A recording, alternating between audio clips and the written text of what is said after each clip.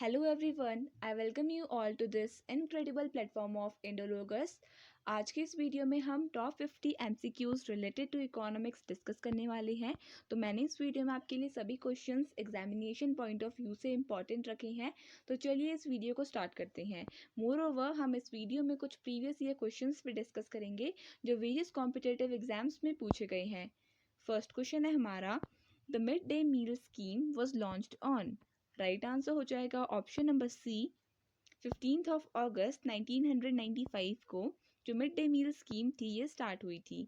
तो the mid day meal scheme was started in India from 15 August 1995 under the name of national programme of nutritional support to primary education NPNSPE के नाम से जो ये mid day meal scheme है ये start हुई थी। इसके अलावा आपको याद रखना है कि Tamil Nadu was the first Indian state जिसने मिड डे मील स्कीम को लॉन्च किया था। Next question, who gave the call for evergreen revolution.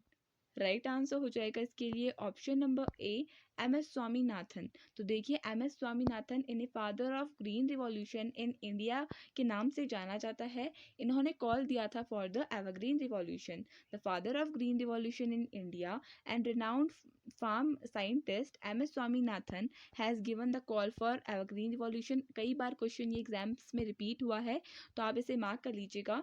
Which employs productivity improvement in perpetuity without ecological and social harm. तो देखिए इकोलॉजिकल और social harm को without cause किए it supports the productivity and improvement mainly in the agriculture. Next question, when was the IFC established। Right answer हो जाएगा इसके लिए option number B, 1956 में IFC स्टैब्लिश हुआ था। IFC का फुल फॉर्म होता है इंटरनेशनल फाइनेंस कॉरपोरेशन।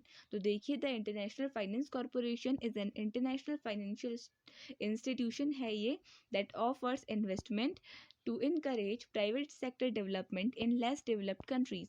तो लेस डेवलप्ड कंट्रीज में इन्वेस्टमेंट को इनकरेज करने के लिए यानी कि प्रोत्साहित करने के लिए IFC स्टैब्लिश हुआ था और इसका स्टैब्लिशमेंट 1956 में हुआ था। It was established in 1956 as the private sector arm of the world bank group. और देखिए जो वर्ल्ड बैंक है इसका फॉर्मेशन कब हुआ था, तो जो वर्ल्ड बैंक है इसका फॉर्मेशन हुआ था 1944 को।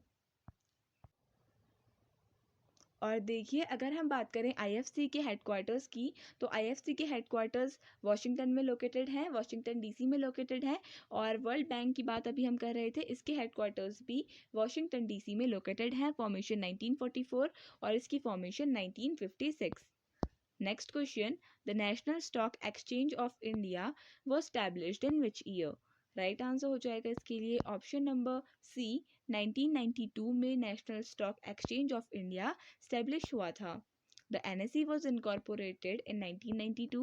It was recognized as the stock exchange by SEBI के द्वारा इसे recognize किया था as a stock exchange in 1993 and commenced operation in 1994. तो operation इसने अपना जो काम है वो start कर दिया था 1994 में और it was recognized by SEBI जिसका full form होता है Stock Exchange Board of India in 1993 में इसको रिकॉग्नाइज किया था सेबी ने किसको, NSE को, नेशनल स्टॉक एक्सचेंज को।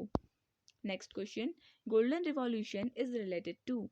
राइट आंसर हो जाएगा इसके लिए ऑप्शन नंबर 4 यानी option D, horticulture and honey से एसोसिएटेड है गोल्डन रिवॉल्यूशन।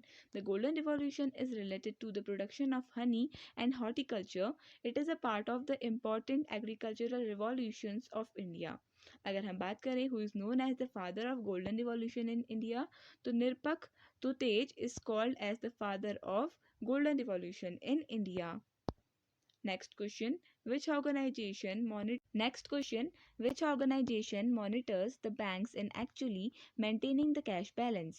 राइट आंसर हो जाएगा option number C, reserve bank of India. तो देखिए हमारे कंट्री में जो रिजर्व बैंक ऑफ इंडिया है जिसे सेंट्रल बैंक ऑफ इंडिया के नाम से भी जाना जाता है, ये रिस्पॉन्सिबल होता है कैश बैलेंस को मेंटेन करने में। तो ऑप्शन सी सही आंसर होगा। Important points, a major Source of the cash balance at RBI is the Government of India and the other central banks. They maintain their cash balances in the form of deposits with RBI.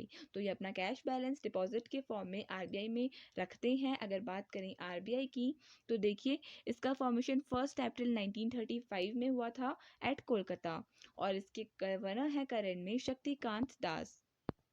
Had estimated the national income in India first. तो India में first time national income किसने calculate की थी?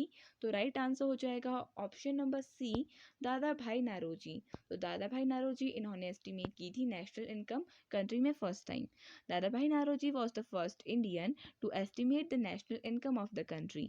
National income committee established in India after getting independence was headed by Professor V.K.R.V. Rao. तो देखिए हमें जब independence मिली थी उसके बाद हमारी कंट्री में नेशनल इनकम कमेटी को स्टैब्लिश किया गया था और इसके जो हेड थे वो थे professor V.K.R.V. Rao. You have to remember this age also. तो चलिए नेक्स्ट क्वेश्चन.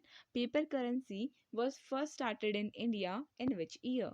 राइट आंसर हो जाएगा इस क्वेश्चन के लिए ऑप्शन नंबर बी, 1861 में इंडिया में for the first time paper currency को इंट्रोड्यूस किया गया था. British India issued comments with the Paper Currency Act of 1861 which gave the government the monopoly of note issuing in India. तो देखिए government के पास 1861 में जो पेपर करेंसी एक्ट हुआ था उसके अंडर गवर्नमेंट के पास मोनोपोली आ गई थी of issuing notes. Charles Canning was the first to introduce paper currency in Indian subcontinent officially in 1861 में. चार्ल्स कैनिंग ने इंट्रोड्यूस किया था पेपर करेंसी को, ये आपने याद रखना है. तो चलिए नेक्स्ट क्वेश्चन देख लेते हैं. At the end of the first 5 year plan how many IITs were established in India? देखिए जो फर्स्ट 5 year प्लान था वो 1951 में स्टार्ट हुआ था. तो इसके एंड तक इंडिया में कितनी आईआईटी स्टैब्लिश हो गए थे? आईआईटी का फुल फॉर्म होता है इंडियन इंस्टीट्यूट ऑफ टेक्नोलॉजी और राइट आंसर होगा इसके लिए ऑप्शन डी, 5. तो इंडिया में 5 आईआईटीज को स्टैब्लिश कर दिया गया था by the end of first 5 year plan, out of which the first IIT of India was IIT Kharagpur. At the end of the first 5 year plan जिसका ड्यूरेशन था 1951 से 1956 तक, 5 Indian Institute of Technology were started as a major technical institutions.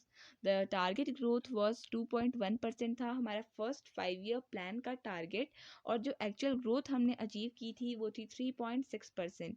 और इस जो first 5 year plan है इसे हैरॉट Domar model के नाम से भी जाना जाता है. Next question. The concept of 5 year plan was borrowed from which country? Right answer हो जाएगा इसके लिए option C, Russia.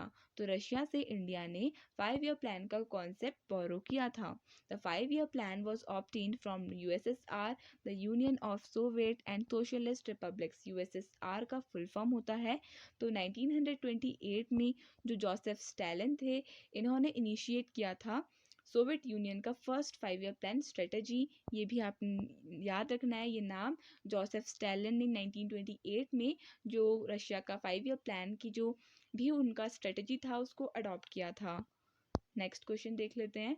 The dimensions of the newly launched ₹500 currency note is? Right answer होगा इसके लिए option number A, 150 mm into 66 mm. This means उसका जो length है दैट इज 150 mm और जो उसका ब्रेथ है वो है 66 mm का. तो देखते हैं the new 500 notes in the Mahatma Gandhi new series are different from the present series in color, size, theme, location of security features and design elements. तो जो ये नोट्स जो नए छपे हैं 500 के, दीज आर कम्प्लीटली डिफरेंट. इनके colour different है, साइज़ डिफरेंट है और तो साइज़ यहाँ पे हमें क्वेश्चन के फॉर्म में पूछा गया है एग्जाम्स में, तो आपने ये याद रखना है. The size of the new note is 66 mm, that is millimetre into 150 millimetre. तो जो इसका लेंथ है दैट इज 150 मिलीमीटर और जो उसका ब्रेथ है that is 66 millimetre. Next question.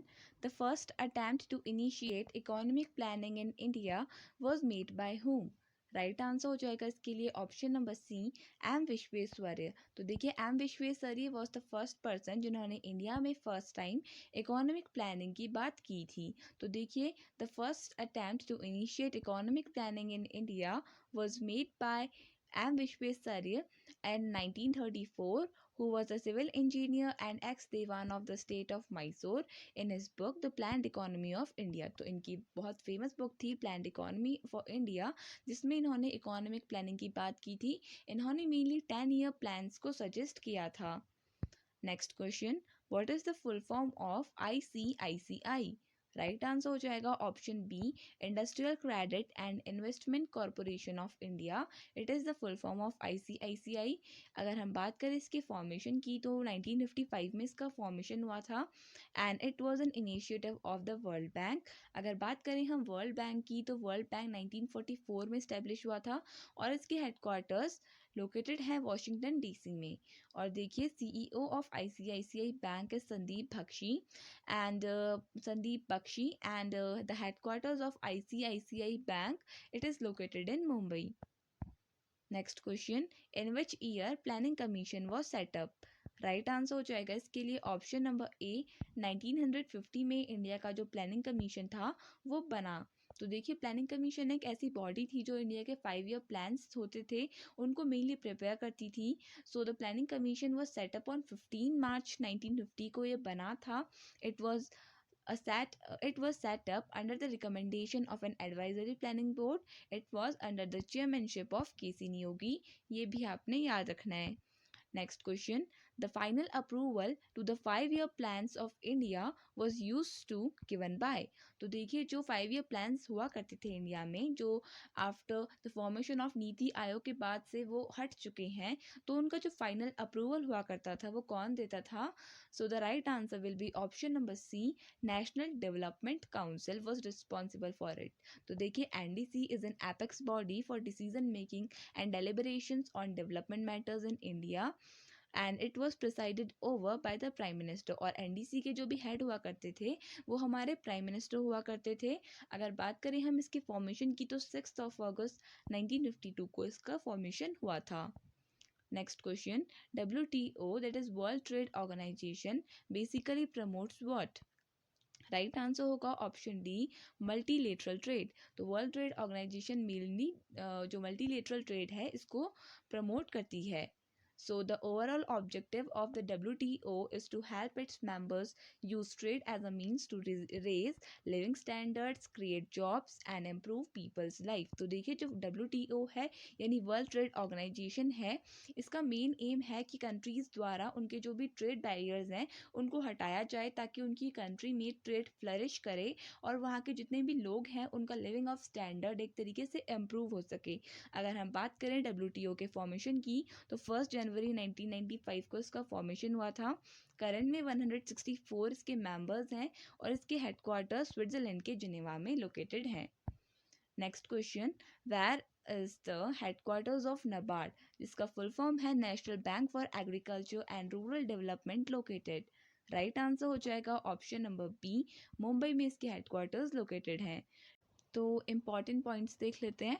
NABARD with its head office at Mumbai has 31 regional offices. तो यहाँ पे कुछ मिस टाइप हो गया, आप इसे कट कर लीजिए. NABARD with its head office at Mumbai, इसकी हेड ऑफिस मुंबई में लोकेटेड है हेडक्वार्टर्स और इसके 31 रीजनल ऑफिसेज लोकेटेड है all over the country. NABARD was established on the recommendation of B. Shivaraman Committee by the Act 61 1981 of Parliament on 12 July 1982 को इसका formation हुआ था by the recommendation of Shivaraman Committee in the year 1981. Next question, fiscal policy in India is formulated by. Right answer हो जाएगा इसके लिए option number C, finance ministry. तो देखिए जो भी फिजिकल पॉलिसी है इंडिया की उसको फॉर्मुलेट करती है हमारी finance ministry. In economics and political science physical policy is the use of government revenue collection and expenditure to influence the country's economy. तो कंट्री की इकोनॉमी को इन्फ्लुएंस करने के लिए एक तरीके से प्रभावित करने के लिए इन अ पॉजिटिव वे जितने भी जो कंट्री का रेवेन्यू होता है उसको यूज़ किया जाता है. So that comes under the physical policy और इसको मेनली फाइनेंस मिनिस्ट्री इसको फॉर्मुलेट करती है, ये आपने याद रखना है. तो इससे पहले हमने नाबार्ड की बात की थी प्रीवियस क्वेश्चन में। तो नाबार्ड जो 1981 का जो एक्ट था, इसके अंडर ये जो रिपोर्ट थी it was submitted by the Sivaraman committee regarding NABARD, but इसका फॉर्मेशन 12 जुलाई 1982 को हुआ था। ये आपने याद रखना है। नेक्स्ट क्वेश्चन देख लेते हैं। विच is the largest nationalised bank of India? Right answer हो जाएगा इसके लिए ऑप्शन नंबर डी, SBI। तो स्टेट बैंक ऑफ इंडिया हमारी कंट्री का लार्जेस्ट नेशनलाइज्ड बैंक है। State bank of India is the largest nationalised bank of India. It is the biggest public sector bank of India. अगर बात करें इसके chairman की तो ये हैं दिनेश कुमार खारा, और 1 जुलाई 1955 को इसका फॉर्मेशन हुआ था, और इसके हेडक्वार्टर्स मुंबई में लोकेटेड हैं। Next question, the small industries development bank of India, जिसका फुल फॉर्म होता है SIDBI, वह setup in which year? Right answer हो जाएगा इसके लिए ऑप्शन नंबर ए, 2 अप्रैल 1990 को SIDBI का फॉर्मेशन हुआ था। इसका फुल फॉर्म काफ़ी ज़्यादा इंपॉर्टेंट है, small industries and development bank of India. 2 April 1990 को फॉर्मेशन हुआ था। It acts as a principal financial institution for promotion, financing and development of the micro, small and medium enterprises sector, MSME sector. तो देखिए जो MSME sector है इसको mainly basically ये promote करता है, और इसके हेडक्वार्टर्स लखनऊ में लोकेटेड हैं। Next question, major percentage of working population of India is engaged in? Right answer हो जाएगा इसके लिए ऑप्शन नंबर सी। तो प्राइमरी सेक्टर में बेसिकली जो इंडिया की मेजर वर्किंग पॉपुलेशन है ये इंगेज्ड है। तो देखिए major population of working major percentage of the working population of India, it is engaged in primary sector basically जो एग्रीकल्चर वगैरह से रिलेटेड होता है, इसको एग्रीकल्चरल सेक्टर के नाम से भी जाना जाता है। इसमें मेनली जो ऑक्यूपेशन आती हैं वो होती हैं agriculture, fishing etcetera, and basically natural जो रिसोर्सेज होते हैं उनसे डायरेक्ट कनेक्ट, एक लिंक क्रिएट करती हैं ये primary sector. So the largest proportion of the work force in India ये प्राइमरी सेक्टर में इंगेज्ड है। This sector employees about 50 to 60% of the population. Primary sector consist of agriculture, इसको raw material sector के नाम से भी जाना जाता है, और इसमें जो एक्टिविटीज़ आती हैं वो है agriculture, crop production, animal husbandry, fisheries and mining, and all these are all included in the primary sector. Next question, who was the first Next question, who was the first Indian governor of RBI, that is Reserve Bank of India? Right answer हो जाएगा इसके लिए option number A, CD Deshmukh. तो देखिए CD Deshmukh ये first Indian governor थे RBI के। तो CD that stands for Chintaman Dwarkanath Deshmukh, a member of the Indian civil service, was the first Indian bank governor was the first Indian governor of the bank, that is RBI. Shaktikant Das, he is the current serving and the 25th governor of the RBI. You have to remember this also. अगर हम बात करें just first governor of RBI, तो जो first governor थे वो एक British थे, उनका नाम था sir Osborne Smith. Next question, under which 5 year plan the blue revolution was started in India? Right answer हो जाएगा ऑप्शन नंबर सी, 7th। तो 7th जो 5 year प्लान था इसके अंडर ब्लू रिवॉल्यूशन इंडिया में स्टार्ट हुआ था। ब्लू रिवॉल्यूशन मेनली फिशरीज से रिलेटेड था। तो देखिए the blue revolution was the first launched in India as नीली क्रांति mission during the 7th 5 year plan, जिसकी ड्यूरेशन 1985 से 1990 थी। तो देखिए जो भी ये रिवॉल्यूशंस वगैरह हुए थे ये कौन कौन से 5 year प्लान्स में हुए थे, इससे क्वेश्चन बन सकता है। तो ऐसे क्वेश्चंस आपके लिए इंपॉर्टेंट रहेंगे। तो ब्लू रिवॉल्यूशन ये 7th 5 year प्लान में ये आया। सो द फर्स्ट आमिसिव marine fisheries programme was subsequently launched during the 8th 5 year plan between 1992 to 1997, पर इससे पहले 7th 5 year प्लान में नीली क्रांति स्टार्ट हो गई थी, जिसका एसोसिएशन ब्लू रिवॉल्यूशन से है, फिशरीज से है। Next question, where are the headquarters of the Asian bank located? Right answer हो जाएगा इसके लिए ऑप्शन नंबर ए, मनीला। तो देखिए ADB के हेडक्वार्टर्स ये मनीला में लोकेटेड हैं, ऑप्शन ए सही आंसर होगा। अगर बात करें इसके इस्टेब्लिशमेंट की तो 19 दिसंबर 1966 को ये इस्टेब्लिश हुआ था। हेडक्वार्टर्स फिलीपींस के मनीला में लोकेटेड हैं, और मेनली अगर हम बात करें मंडलू योंग में लोकेटेड हैं और इसके करंट में प्रेसिडेंट हैं मसात्सुगो असाकावा और मेंबरशिप कंट्रीज की है 68 मेंबर कंट्रीज हैं एडीबी में। Next question, the concept of 5-year plans in India was introduced by whom?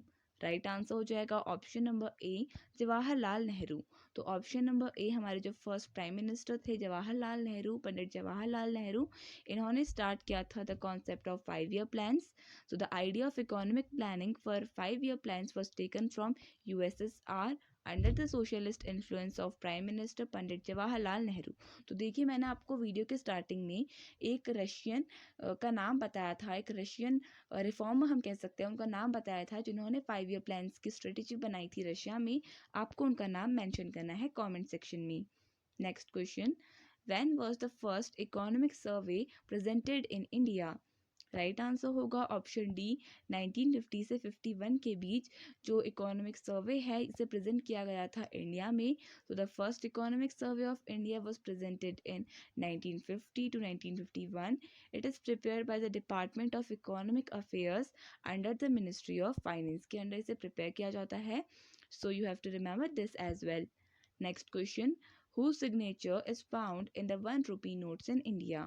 Right answer होगा इसके लिए option number A secretary of finance. तो देखिए जो सेक्रेटरी ऑफ फाइनेंस होते हैं इनका सिग्नेचर पाया जाता है इन द 1 rupee नोट, और जितने भी नोट्स होते हैं उसमें आरबीआई की गवर्नर का सिग्नेचर पाया जाता है। So the finance secretary's signature is on 1 rupee note under the section 22 of the reserve bank of India act. RBI has sole right to issue currency notes of various denominations except 1 rupee note. तो आपने याद रखना है जो under section 22 है RBI act का, उसके अंदर आरबीआई की जो आरबीआई है उसके पास सुप्रीम राइट है जो भी डिनोमिनेशन ऑफ मनी को इंडिया में इशू करने का, यानी जितने भी नोट्स होते हैं उन सबको इशू करने का सोल राइट है except the 1 rupee notes, while the other notes bear the signature of the governor of RBI and accept the 1 rupee note. The 1 rupee note is issued by the Ministry of Finance and it bears the signature of Finance Secretary. तो ये आपने याद रखना है। तो चलिए next question discuss कर लेते हैं। Reserve bank of India was nationalised in which year? Right answer हो जाएगा ऑप्शन नंबर बी 1949 में आरबीआई नेशनलाइज हुआ था। So the reserve bank of India was nationalised with effect from 1 January 1949 on the basis of reserve bank of India act 1948 के under इसको nationalise किया गया था। Next question, which of the following industry is known as the sun rising industry? Right answer हो जाएगा इसके लिए option number B information technology. तो आईटी सेक्टर को सनराइजिंग इंडस्ट्री के नाम से भी जाना जाता है। You have to remember this because of the new and rapid growth the automobile industry is also known as the sunrise industry in the Indian economy. Next question, NITI Aayog came into existence on? Right answer होगा option C 1 जनवरी 2015 में NITI Aayog existence में आया। अगर हम बात करें इसके जुरिस्डिक्शन की, so it comes under the government of India. इसके हेडक्वार्टर्स न्यू दिल्ली में लोकेटेड हैं। जो चेयरमैन होते हैं, चेयरपर्सन होते हैं, वो मेनली प्राइम मिनिस्टर होते हैं। तो करंट के हिसाब से Narendra Modi is the chairman of NITI Aayog and इसके फाउंडर थी एनडीए गवर्नमेंट। इसका ऑब्जेक्टिव है participation in the economic policy making processes by the state governments of India. Next question, the worldwide Great Economic Depression took place in which year? Right answer हो जाएगा option number B 1929 में all over the world great economic depression आया था। So the great economic depression began in August 1929 when the economic expansion of the roaring twenties came to an end. तो देखिए जो भी great economic depression 1929 में आया था उसमें ऑलमोस्ट सारी कंट्रीज इफेक्ट हो गई थी except USSR because it was following the concept of socialism. तो वहीं से इंस्पायर होकर हमारे जो पंडित जवाहरलाल नेहरू जो हमारे प्राइम मिनिस्टर थे उन्होंने अडॉप्ट किया था द कॉन्सेप्ट ऑफ सोशलिज्म।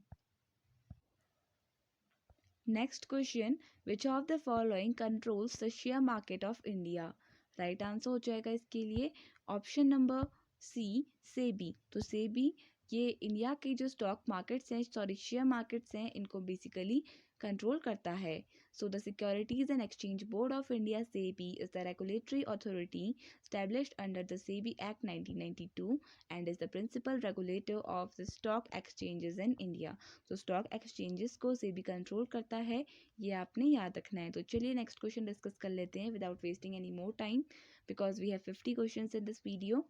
तो चलिए स्टार्ट करते हैं। The government of India earns maximum revenue from which sector या from which type of tax? The right answer हो जाएगा ऑप्शन बी, कॉरपोरेट टैक्स। तो government of India corporate tax से अपना जो बेसिकली मैक्सिमम रेवेन्यू है उसे अटेन करती है। So the correct answer is corporate tax. The corporate tax is the single largest source of income to the Indian government, to the government of India. तो corporate tax government of India का basically largest tax है जो उसको basically maximum revenue provide करता है। Next question, what is the India's GDP growth rate in the current financial year 2022-23? तो right answer हो जाएगा इसके लिए option A 7%।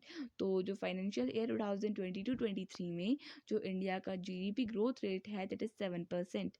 So the growth in India is projected to slow to 6.9% in the financial year 2023 as a World Bank के according है gross domestic product GDP growth in India will slow to 6.6% in the financial year 2023-24 from 6.9% projected to the ongoing fiscal according to the World Bank. तो World Bank के according 2022-23 में India का जो GDP है वो around 6.6% के आसपास हो जाएगा और अभी करंट फाइनेंशियल ईयर 2022-23 में 7% के अराउंड है। Next question, which finance minister has introduced the service tax concept in India? Right answer हो जाएगा option number B, doctor Manmohan Singh. तो डॉक्टर मनमोहन सिंह इन्होंने सर्विस टैक्स के कॉन्सेप्ट को इंडिया में इंट्रोड्यूस किया था। The service tax was introduced in 1994 by the Finance Minister Dr. Manmohan Singh, in which he emphasized the need of service tax. तो जो service tax है ये बेसिकली डॉक्टर मनमोहन सिंह ने इंट्रोड्यूस किया था जो इंडिया के प्राइम मिनिस्टर रह चुके हैं और जब ये फाइनेंस मिनिस्टर थे तब इन्होंने इस टैक्स को इंट्रोड्यूस किया था। Next question, who has presented the maximum number of budgets with 10 budgets? Right answer हो जाएगा option number C, Morarji Desai. तो मोरारजी देसाई इन्होंने अराउंड 10 बजट्स को इंट्रोड्यूस किया था पार्लियामेंट में। Morarji Desai has presented 10 budgets which is the highest count followed by P Chidambaram's 9 and Pranab Mukherjee's 8। तो इसके बाद जो पी चिदम्बरम थे इन्होंने 9 बजट्स को प्रेजेंट किया है पार्लियामेंट में और प्रणब मुखर्जी इन्होंने 8 बजट्स को प्रेजेंट किया है पार्लियामेंट में। Next question, what was on top priority in the first 5 year plan in India? Right answer हो जाएगा इसके लिए ऑप्शन नंबर ए, एग्रीकल्चर। तो देखिए जो हमारा फर्स्ट 5 year प्लान था उसकी टॉप प्रायोरिटी थी एग्रीकल्चर में के फील्ड में डेवलपमेंट करना। तो देखते हैं the first 5 year plan in India was from 1951 to 1956. The plan was based on Harold Domar model के ऊपर बेस्ड था क्योंकि ये दोनों इकोनॉमिस्ट ही थे जिन्होंने इसका बेसिस फॉर्म किया था हमारे फर्स्ट 5 year प्लान का। It gave priority to the agricultural development in the country. The first 5 year plan was presented before the parliament by Jawaharlal Nehru जो हमारे फर्स्ट प्राइम मिनिस्टर थे। Economist K N. Raj is known as the architect of this plan. ये भी important point है, आपने याद रखना है कि के.एन. राज को कहा जाता है as the architect of the first 5 year plan of India. Next question, which organisation monitors the banks in actually maintaining cash balance? Right answer हो जाएगा option number C, reserve bank of India is responsible for maintaining the cash balance within the country. तो देखिए a major source of the cash balance at RBI is the government of India and the other central banks. They maintain their cash balances in form of deposits with RBI. अगर RBI की बात की जाए तो 1 अप्रैल 1935 को इसका formation Kolkata में हुआ था और इसके गवर्नर करंट में है Shaktikanta Das. Next question, which among the following bodies estimates the national income of India? Right answer हो जाएगा इस क्वेश्चन के लिए option number C, central statistical office. तो देखिए जो सेंट्रल स्टैटिस्टिकल ऑफिस है ये एस्टिमेट करता है इंडिया की नेशनल इनकम को। The Central Statistics Office (CSO) is a governmental agency in India under the Ministry of Statistics and Program Implementation. It is responsible for estimating national income, index of industrial production and consumer price indices. तो देखिए ये भी आपने याद रखना है, CPI और industrial production को भी, इंडेक्स ऑफ इंडस्ट्रियल प्रोडक्शन को भी यही एस्टिमेट करती है CSO, that is Central Statistical Office. Next question. How many banks were nationalized in India in the year 1969?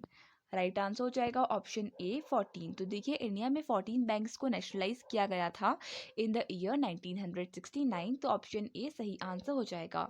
तो in 1969 the government of India nationalised 14 major private banks. One of the big banks was Bank of India, उसमें से एक बड़ा bank था जिसको nationalise किया गया था इन 1969।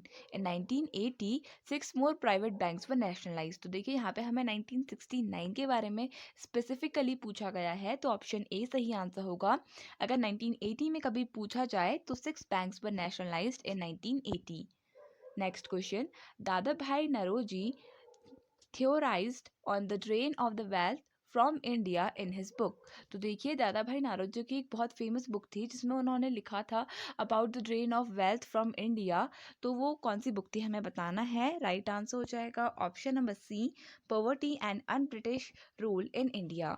So, in 1867, Dadabhai Naoroji put forward the drain of wealth theory, in which he stated that the Britain was completely draining India. तो इसमें ये बताया गया था कि जो ब्रिटेन था जिसने हमारे ऊपर कई सालों तक राज किया, it had drained our country, हमारी कंट्री का जितना भी वेल्थ वगैरह था उसको ड्रेन कर लिया। He mentioned this theory in his book called as poverty and un British rule in India. में इसमें अपनी बुक में उन्होंने इस बात को मेंशन किया था। Next question. India opted for mixed economy in. Right answer हो जाएगा इसके लिए option number B, second 5 year plan. तो देखिए इंडिया ने जो मिक्स्ड इकोनॉमी है उसके लिए सेकेंड 5 ईयर प्लान के अंडर ऑप्ट किया था, यानी कि चूज किया था। So India opted for mixed economy during the second 5 year plan. A mixed economic system is one that features characteristics of both capitalism and socialism. तो देखिए mixed economy एक ऐसा सिस्टम होता है जहाँ पर गवर्नमेंट इक्वली सोशलिज्म और capitalism दोनों को सपोर्ट करती है। इसके बारे में हम ऑलरेडी डिटेल वीडियोस डिस्कस कर चुके हैं। सो अगर आपने नहीं देखी हैं तो आप वीडियोस को विजिट कीजिए। तो चलिए नेक्स्ट क्वेश्चन देख लेते हैं। नेक्स्ट क्वेश्चन है the strategy of rolling plan was adopted during the prime ministership of. तो देखिए हमने 5 ईयर प्लान्स की वीडियो में अबाउट रोलिंग प्लान्स डिस्कस किया था। तो हमें बताना है कि रोलिंग प्लान के टाइम पर जो हमारे प्राइम मिनिस्टर थे वो कौन थे। राइट आंसर हो जाएगा option number C, Morarji Desai was our prime minister during the time of rolling plan. Rolling plan was introduced by Janata Party, which formed government led by Morarji Desai. The rolling plan is a plan in which every year the performance of the plan is assessed and new plan is made next year based on this assessment. तो देखिए rolling plan के under क्या था, it was not like 5 year plans, they were the yearly plans, means जो yearly जो plans बनाए जा रहे थे उनके ऊपर अच्छे से रिपोर्ट प्रिपेयर करना और जो भी कमियां हुई थी उस प्लान में उसको नेक्स्ट रिपोर्ट में इम्प्रूव करना। This was the main objective of the rolling plans which were introduced by Morarji Desai. Next question. In India, the concepts of minimum needs and directed anti-poverty programs were the innovations of. Right answer हो जाएगा इसके लिए option B, fifth 5 year plan. तो fifth 5 year plan के under जो minimum needs और directed anti poverty programmes थे इनको स्टार्ट किया गया था। In fifth 5 year plan the concept of minimum needs was initiated and directed anti poverty programmes were innovated. तो देखिए अगर ये क्वेश्चन आए तो आपका आंसर होगा ऑप्शन बी, यानी कि फिफ्थ 5 ईयर प्लान में इनको इंट्रोड्यूस किया था with in the country. Next question, was human development index created. Right answer हो जाएगा ऑप्शन नंबर सी, 1990 में ह्यूमन डेवलपमेंट इंडेक्स को बनाया गया था। सो Pakistani economist Mehboob ul Haq created the HDI in 1990, which was further used to measure the country's development by UNDP। तो देखिए United nation development programme ये डेवलपमेंट्स को चेक करता है इन द वेरियस कंट्रीज। तो उसमें जो ह्यूमन डेवलपमेंट इंडेक्स है HDI, इसको बनाया था महबूब उल हक ने 1990 में। तो ऑप्शन सी इसका सही आंसर हो जाएगा। Next question, in which of the following years India switched over to decimal currencies? Right answer हो जाएगा इसके लिए ऑप्शन नंबर बी, 1957 में इंडिया स्विच कर गई थी डेसिमल करेंसीज की तरफ। तो देखिए, Indian coinage went decimal on decimal system on, here it should be decimal system on 1st April 1957, 10 years after it gained the independence from the Britishers। तो Britishers से जब हमें इंडिपेंडेंस मिली थी उसके जस्ट 10 साल बाद हम स्विच कर गए थे डेसिमल सिस्टम पे। India change from rupee, anna, pie system to decimal currency. Demonetization in India has taken place 3 times, ये भी आपने याद रखना है, 1946 में, 1978 में और 2016 में 3 बार इंडिया में डिमोनेटाइजेशन हुआ है। Next question, the term smart money refers to? Right answer हो जाएगा इसके लिए option number B, credit cards. तो देखिए, जो ये टर्म है स्मार्ट मनी, ये मेनली क्रेडिट कार्ड्स के लिए यूज़ किया जाता है। The term smart money broadly refers to credit cards. Credit cards allows us to borrow money from the credit provider to pay for something without using your cash और savings in the bank account. तो ये question कई बार exams में repeat हुआ है कि smart money in terms में से किसको रेफर करता है, तो मेनली क्रेडिट कार्ड्स के लिए इसे यूज़ किया जाता है। So with this we come to an end of this video. I hope आपको वीडियो पसंद आया होगा and I wish all the best for your exams. Thank you so much for watching.